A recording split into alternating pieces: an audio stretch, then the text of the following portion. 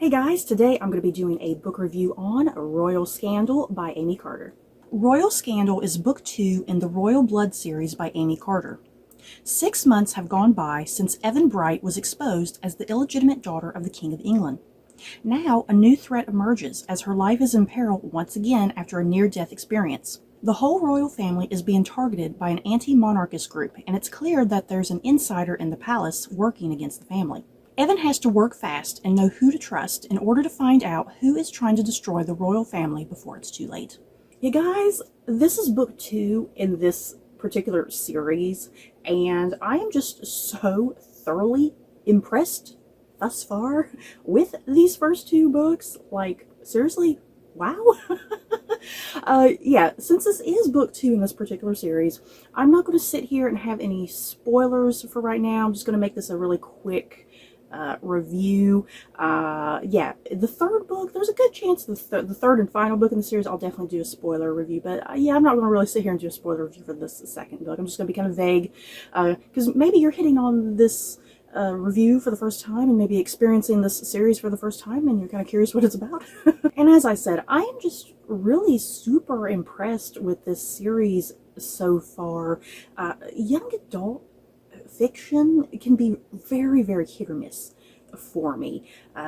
Sometimes it works, sometimes it doesn't, and I remember reading the first book in this series thinking, oh, I was intrigued by the premise, but I have a feeling it's going to be disappointing and irritating and frustrating, and it ended up being none of those things.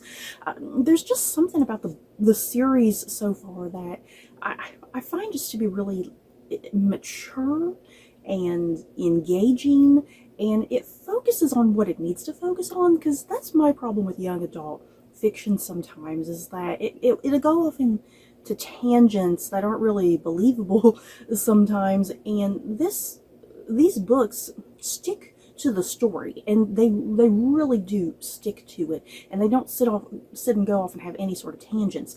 Every single thing that happens in these books matters and is important. Like, even at the moment you may be thinking, what's the point of that? It comes back like a huge weight later, you know?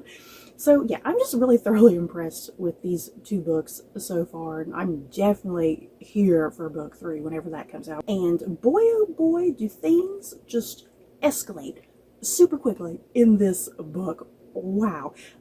There were just choices that were made in this book that I was not expecting or even anticipating.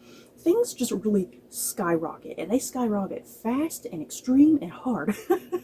And I love that. I loved the insane drama of this book. And yeah, our main character, Evan Bright, as I said in the synopsis, the last book she found out she is the illegitimate daughter of the King of England and whatnot, or she knew, actually, she already knew.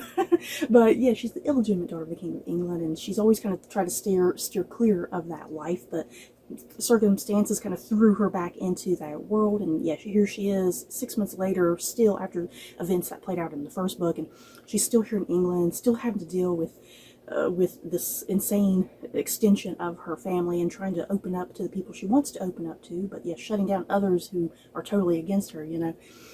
So yeah, there's a lot of insanity in this book. There's a lot of near-death experiences that multiple characters face, and they were super believable too.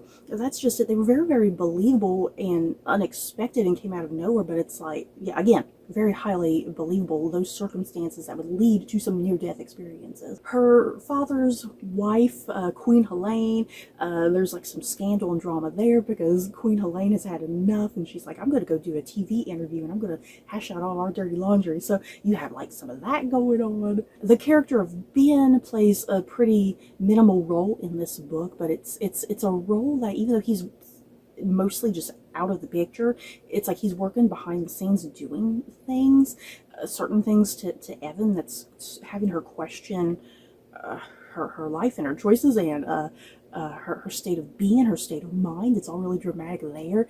Yeah, I really like the character of Ben. I really hope we see a lot more of him in the third book in particular, because of just the shenanigans and chaos he is causing. And of course, this is Royal Palace drama. You gotta have an informant somewhere looking around.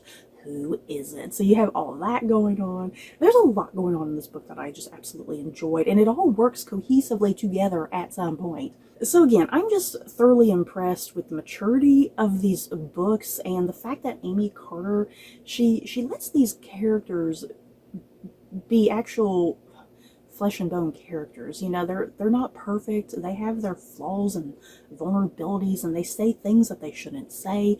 I like that she lets loose with this story and allows these characters to be characters, and she doesn't shy away from certain things. There's a lot of things that go on in this book that maybe in a normal young adult fiction book an author might kind of shy away from certain things, tackling certain things. But yeah, Aimee Carter tackles those subjects, and it allows for this narrative to really flesh out and feel believable part of this world. And yes, I do ship Evan and Kit. They are adorable. Hopefully nothing tears them apart, you guys. Yeah, I continue to love Maisie, who is supposed to be like the future Queen of England. I love Maisie's complexity and drama and her relationship with Evan, which is kind of up and down. And ooh, Evan's mom. Evan's mom makes a bigger appearance in this book, which is nice. Some unexpected drama and scandal with her showing up for the Christmas festivities. So yeah, if you can't tell, I really enjoyed this second installment of the book. I definitely cannot wait for the third book. I need it now. So you guys, that is it for my thoughts and feelings on Royal Scandal. In the comments below, have any of you started this series, or you plan on getting into this series? Let me know. So that's it for this video. Don't forget to like, comment, and subscribe. And if you like this video, you may like these other videos. Bye guys.